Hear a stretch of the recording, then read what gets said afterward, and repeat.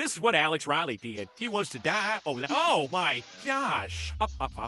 These wrestler careers sank and never recovered after WWE. Number 1, Velveteen Dream. The Velveteen Dream was the hottest thing in WWE 8 years ago. Patrick Clark's Prince-inspired gimmick was an instant hit, and he represented what WWE fans loved, a larger-than-life character. It also held that Dream was pretty damn good in the ring as well. Dream had WrestleMania main eventer written all over him until April 2020, when the then NXT star was accused of sending explicit images to underage boys on Instagram. Now, Clark outright denied these claims, and Triple H himself stated that he investigated the claims and didn't find anything at all. However, the details behind the investigation are sketchy, as one of the accusers stated that WWE never contacted him for their review.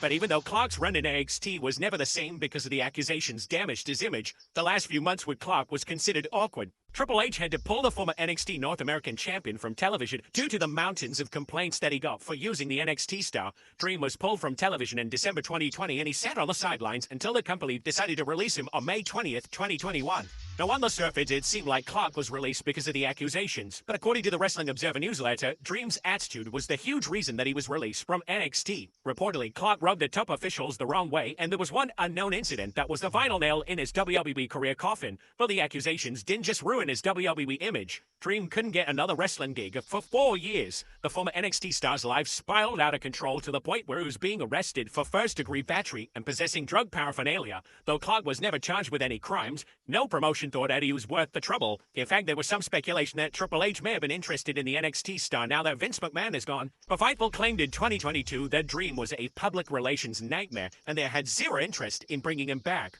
Despite a recent crash out where Clark chastised the fans ruining his WWE career, he's back on the independent scene, and he has made headlines for some of his controversial antics. But the Velveteen Dream will never reach the heights that he did in his early NXT days. Now, this is professional wrestling, so it's always possible that Triple H may change his tune and bring back the former NXT star, but that's unlikely to happen unless Dream becomes such a huge draw on the independent scene, the WWE just couldn't ignore him. Number 2, Muhammad Hassan. The WWE loves the foreign heel gimmick, specifically ones that hated America, but out of all the anti-American foreigners, Muhammad Hassan was the most controversial. He sparked instant heat when he made his WWE debut in 2004 on Raw, when he trashed the troops and the US. But that was nothing compared to what happened on the July 7th, 2005 edition of SmackDown. That's the night when the infamous segment happened, as following Daivari's match against The Undertaker, Hassan began to pray on the ramp and 5 masked men appeared. They were armed with clubs and piano wire, and they beat and choked The Undertaker until he passed out. Now, on the surface, the attack seemed like a standard beatdown that you've seen on WWE before. Unfortunately, the timing was awful, as the London bombings happened on the same day it was aired, July 7th, 2005. 3 terrorists detonated 3 homemade bombs aboard the underground trains in inner city London. Another terrorist detonated another bomb on a double-decker bus in Tavistock Square. And tragically, 52 people died and nearly 800 were severely injured. Now, this is a case of coincidence, as the Hassan attack was taped on July 4th. But since it aired on July 7th, it was too similar to the London bombing, and WWE drew instant heat from the segment. Hassan was impulled immediately, but UPN, WWE's home channel at the time, demanded the characters stay off their network permanently. The Undertaker and Hassan had a match at the Great American Bash, and Taker killed off Hassan's character thanks to a last ride through an open stage ramp. But that was the last time Hassan was on WWE television. The company sent him back to developmental to alter their gimmicks, but shortly after he was released on September 21st, 2005. Hassan retired shortly after his release, and it was rumored that he was in line for a huge push, one that would have resulted in him beating Batista for the World Heavyweight title at SummerSlam. But Hassan's WWE career was killed due to a badly timed segment. The former WWE star explained why he chose to hang up his boots for good, citing that he just couldn't do it anymore because he was heartbroken and depressed over the sudden release. Hassan mentioned during an interview with Chris Van Fleet that he didn't get over it until 10 years after his release. I didn't get over wrestling until probably 10 years later. I probably didn't get over wrestling until I got back in the ring a few years ago. I remember people asking me questions about why I did that. They thought it was some planned thing, like I was going to go back to WWE. No, I think I was 38. I needed to see if I could still do it. And I did it, and it was actually fun. I had a blast, and then I'm never going to do this again. I just needed to do it. And that's when I started to get over wrestling, and that's when I think I started to mend. It was a huge loss. It was a huge heartbreak. And I think it took me a long time. And then I started a couple of years ago to do a few interviews here and there. I really hadn't done much since. I guess I started to stop avoiding it because of how it made me feel. The thought of failure and everything that had happened from the character. I was always proud of it, but now I don't feel that when I talk about or think about wrestling. Hassan is now a teacher, and now despite his WWE career ending abruptly, he's still one of the most talked about characters in pro wrestling. Hassan genuinely seems like a nice guy, but he just shows you how controversial the anti-American gimmick can be. It can end careers. Number 3, Ahmed Johnson. Ahmed Johnson made history as the first African-American to win the Intercontinental Championship. He was also a core member of one of WWE's most notable groups, the Nation of Domination. Johnson seemed primed for the main event someday, but unfortunately, that never happened. Now, many people considered Johnson to be sloppy and reckless in the ring, and it was true for the most part, but Johnson wasn't that particularly of a bad wrestler. He certainly wasn't at the level of the Great Khali or Giant Gonzalez, but the biggest problem for him was that he was injury-prone. Every time he was put into a big angle, the football-turned wrestler suffered some kind of injury. Add that in with his poor attitude backstage, Johnson's push as a top star subdued. But he was still a featured attraction until he left in 1998. According to Johnson during his interview with Sportskeeda, some personal and professional issues forced him to leave the company. My sister got sick with cancer and I went to go see her. She wasn't doing too well. All that was on my mind, along with a bunch of other stuff that was on my mind. So we decided if Vince wouldn't give me time off, it was time for me just to walk. Johnson came back a year later, but in WCW run. Boy, it was a terrible run. Johnson came in as Big T and formed the Harlem Heat 2000 team with Stevie Ray. His introduction started off lackluster, as Big T feuded with Booker T over the rights to keep the T in their names. Johnson won the feud, but his run with Stevie Ray is not fondly remembered. The matches weren't particularly good, nor were his promos. It felt as if he regressed from his WWE days. Johnson was also having trouble with his weight, and WCW wasn't too pleased with a man that was once coined as a future headliner. WCW fired him in mid-2000, and he was never able to recapture the magic he had in the mid-90s. But Johnson created enemies during his time in WWE as well. You may notice that he was never invited back to any reunion or anniversary show. He wasn't a well-liked star backstage and helped kill his career quicker than most. Number 4, Bryden Walker. America's Most Wanted is one of the greatest tag teams in pro wrestling. Both James Storm and Chris Harris were a charismatic duo who could go in the ring, but Chris Harris's run as a single star never materialized in TNA. So we thought he'd have a better opportunity in WWE in 2008, and the Wildcat went on to have one of the most forgettable runs in company history. WWE completely stripped him of his identity. Everything that made Chris Harris entertaining and charismatic in TNA was gone in WWE. Walker made his debut on ECW, and there was clearly no plan for him out of the gate. He had the most generic and bland presentation possible, and you could easily see the misery on his face when he walked out. The former TNA World Tag Team Champion didn't even last in the company for a year, and his career was never able to recover after such a terrible run. The former WWE star described his experience with Chris Van Vliet, and he detailed his struggles during his WWE run. It was close to a year, just from the get-go.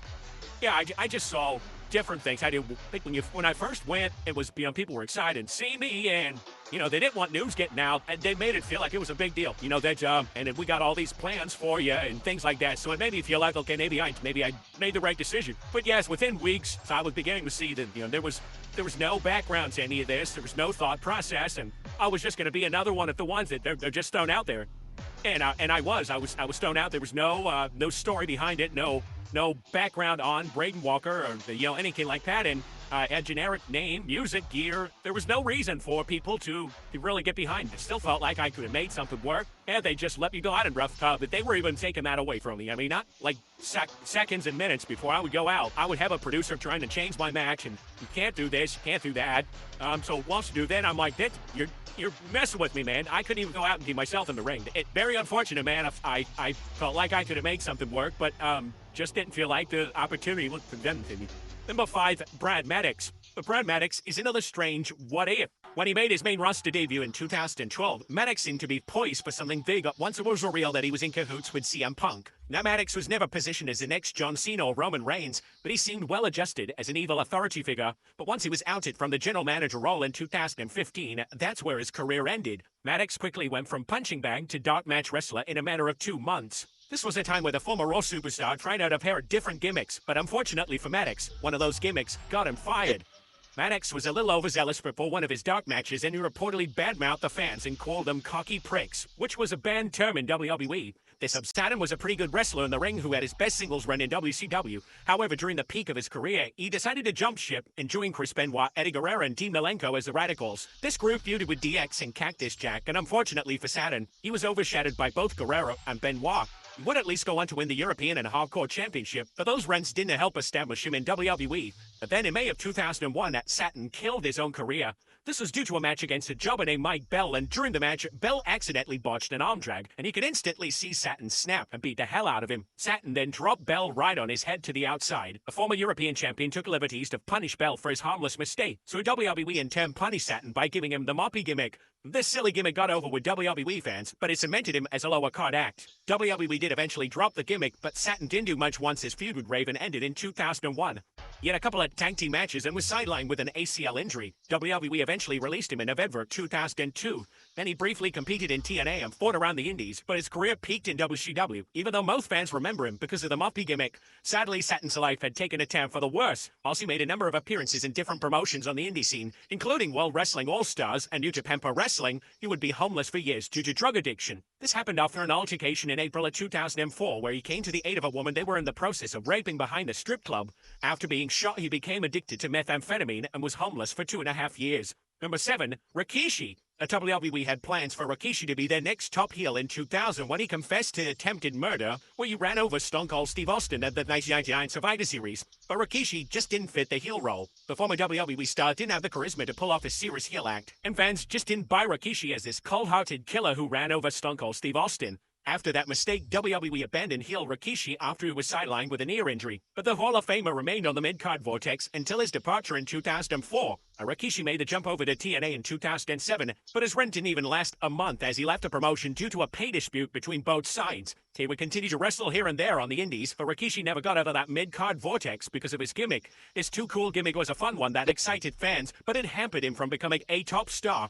Some wrestlers just don't have the tools to be a main eventer. WWE tried to give Rikishi a shot at the top, but he fumbled his heel turn hard. Number 8, Chris Masters. Chris Masters is the epitome of what Vince McMahon loved in WWE. Big, sweaty man. During his first run, WWE used Masters' physique to get him over, and the Master Lock Challenge was a fun concept. Chris Masters was no different than any other big strongman who used his strength to get over. His real test was against Shawn Michaels, who was fresh out of his feud against Hulk Hogan. Masters held up well. Granted, he didn't do anything to wow the fans, but he also didn't embarrass himself either. Masters would actually spend 2005 to 2006 in the upper card, and he challenged for the WWE Championship on several occasions.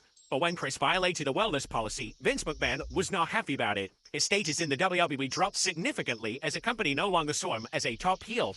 However, his fate was sealed when he failed the wellness policy the second time. WWE then opted to release him instead of waiting for the suspension to carry out. Even before the suspension, Masters mainly spent time in lower card feuds, with the biggest highlight being his pursuit for the Intercontinental Championship. Masters made a return in 2009 and resumed his Masterpiece Challenge, and surprisingly, he turned face a short time later after the crowd responded positively to his pecs dancing to the beat of Ozzy Osbourne's Crazy Train.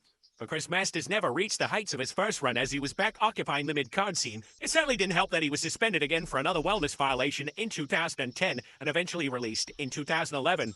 Chris Masters still wrestles to this very day. He's notably competed in TNA and NWA with the hopes that he can return to WWE someday to show how much of a better performer he's become since his last WWE stint.